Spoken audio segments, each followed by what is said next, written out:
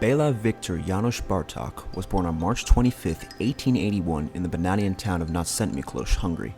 His father, also named Béla, was from a lower noble family from Borsod, and his mother Paula, who was also German, Slovak, and Polish in addition to Hungarian, was from Szent-Marton. He also had a sister named Erzsébet. Béla showed quite notable musical talent early in life. His mother claims he could differentiate between different dance rhythms before he could even speak complete sentences.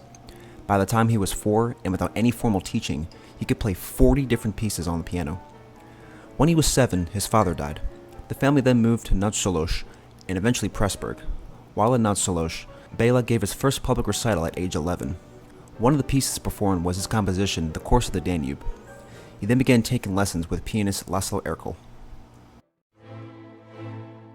From 1899 to 1903, Bartók attended the Royal Academy of Music in Budapest. He studied piano under István Thomán, who was a former student of the legendary Franz Liszt. He also studied composition with German composer Hans von Kürschler, who was apparently a cousin of Max Reger. While at the academy, he met Sultan Kodály. The two would become lifelong friends. In 1903, Bartók wrote Kossuth, a symphonic poem honoring the hero of the 1848 Hungarian Revolution, Lajos Kossuth. Some of his earliest inspirations included Johannes Brahms, Richard Strauss, and Claude Debussy. While on vacation at a resort in 1904, Bartók overheard a nanny singing folk songs to children. This event sparked a lifelong dedication to folk music, which, as we'll discuss later, heavily influenced his music, including a string quartet in 1908. He then began teaching at his former academy, now the Franz Liszt Academy of Music, which meant he no longer had to tour throughout Europe. Some of his students included Fritz Reiner, who was also taught by Thomán and Kürschler, and Sir George Solti. Arguably, the most well-known aspect of Bartók is his pioneering of ethnomusicology. It's not racist, I swear. Starting in 1908, Bartók and Kodály began traveling into the countryside to research and collect Magyar folk melodies, traditionally classified as gypsy music. This coincided with a social interest in traditional national culture. They discovered that old Magyar melodies were based on pentatonic scales, similar to those used in Central Asian and Siberian folk music. Both Bartók and Kodály began incorporating these elements of Magyar music into their own compositions, one of which was a collection of 80 folk tunes for solo piano called For Children. In addition to Hungarian folk music, Bartók and Kodály also collected Slovak, Romanian, and Bulgarian folk music, and also went to places such as Wallachia, Moldavia, and even as far as Algeria and Turkey. In 1909, Bartók married Marta Ziger when she was just a teenager. They had a son named Béla III. In 1911, Bartók wrote his only opera called Bluebeard's Castle, which he dedicated to his wife. He also entered it for a prize by the Hungarian Fine Arts Commission, but it was rejected on the grounds of it not being able to fit the stage. The piece was eventually revised in 1917 and premiered in 1918. Unfortunately, his works were very often received negatively, which caused him to abandon composing for 4 years, focusing solely on folk music research. He eventually wrote a set of 5 songs in 1916 with text by Clara Gombosi, with some sources claiming he had an infatuation for.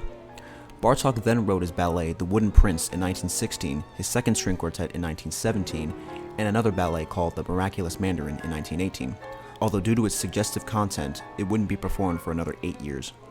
In 1923, Bartók divorced his wife Marta and married Dita Pastry. They would have a son named Peter. Sometime in the early 1920s, Bartók was looking to write a significant work for piano and orchestra to go on tour with. This is when he attended a performance by American composer Henry Cowell, where he controversially made use of tone clusters. Bartók asked Cowell if he could use this technique in his works, to which Cowell agreed. Bartók then wrote 2 works for solo piano, Out of Doors and 9 Little Pieces, before writing his first piano concerto in 1926. A year later, he traveled to Barcelona to perform his Rhapsody for Piano with the Orchestra Pau Casals at the Gran Teatre de Liceu. He would also attend a concert by the Cobla Barcelona at the Palau de Música Catalana. According to music critic Joan Jongueras, he was very interested in the sardanas, above all, the freshness, spontaneity, and life of our music. He wanted to know the mechanisms of the tenoras and the tibles, and requested data on the composition of the cobla and extension and characteristics of each instrument. Other pieces he wrote during this time include 4 more string quartets, cantata profana, and 4 books of violin duets. After the outbreak of World War II, Bartók was increasingly tempted with the prospect of fleeing Hungary. He was strongly opposed to Nazism and Hungary's alliance with Nazi Germany, refused to give concerts there after the Nazis came to power, and cut ties with his German publishers. He even wrote in his will requesting that no streets or public squares be named after him until these two squares, which had these names, were changed. And he got his wish. Bartók's anti-fascist views got him into trouble with the Hungarian establishment, culminating in him reluctantly emigrating to the US in late 1940, settling in New York City. Peter enlisted in the US Navy and served in the Pacific for the remainder of the war, while Béla III stayed in Hungary and worked as a railroad official. The Bartóks eventually became US citizens in 1945. Bartók would unfortunately never feel at home while in the US. While he was well known as a pianist, ethnomusicologist, and a teacher, there was little interest for his music in the final years of his life. Many of the concerts he gave had very low attendance. Despite this, Bartók and his wife worked on a large collection of Serbian and Croatian folk songs in the libraries of Columbia University. He was eventually diagnosed with leukemia in 1944. Surprisingly, the American performance rights organization ASCAP would pay for his medical care, despite Bartók not being an ASCAP member. His last three major works are nothing short of masterpieces. First, widely considered his most popular work, the Concerto for Orchestra, commissioned in 1943 by Boston Symphony Orchestra's conductor, Sergei Koussevitzky. It was premiered in 1944 to extremely positive reviews. Next was his Sonata for Solo Violin, commissioned in 1944 by violinist Huey Menuhin. And lastly, his third piano concerto, written in 1945 as a surprise to his wife for her 42nd birthday. Bartók would begin working on a viola concerto, but was only able to finish the viola part and sketches of the orchestral part. This concerto would eventually be finished by his student Tibor Shirley and would be performed by William Primrose in 1949. It was then revised sometime in the 90s by Peter. Finally, on September 26, 1945, Bartók died in a New York hospital from complications of leukemia. Sadly, his funeral would only be attended by 10 people. He was buried in Ferncliff Cemetery in Hartsdale, New York. Fortunately, during the fall of Hungary's communist government, and with the help of his sons, Bartók's remains were exhumed and transferred back to Budapest, and he was given a proper state funeral on July 7, 1988. He was then buried at Farkasréti Cemetery next to his wife Dita, who died in 1982.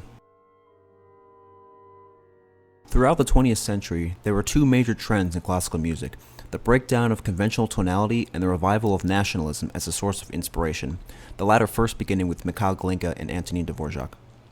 As discussed before, Bartók returned to Hungarian folk music as his source, as well as other regions in the Carpathian Basin, slowly moving away from romantic elements that had influenced his earlier work.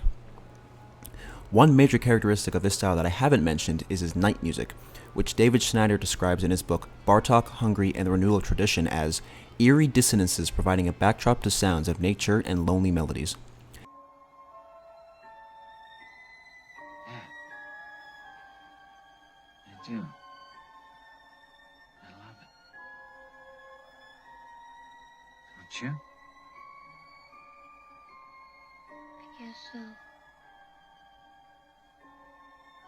Good. As mentioned before, one of Bartók's earliest influence was Richard Strauss. In fact, he transcribed his tone poem Ein Heldenleben for piano and even memorized it. He also said this about another Strauss tone poem, Also Sprach Zarathustra. It stimulated the greatest enthusiasm in me. At last, I saw the way that lay before me. It's also important to mention another particular influence on Bartók's music, Debussy.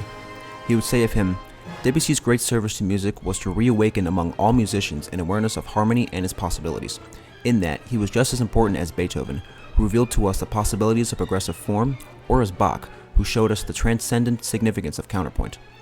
Composer Ferruccio Busoni would say of Bartók's 14 Bagatelles, "At last, something truly new." Other interesting facts about Bartók are that he recorded for Columbia Records while in the US. He wrote a 6-volume collection of piano pieces for his son Peter, and as of January 1st, 2016, all of his works entered the public domain in the EU.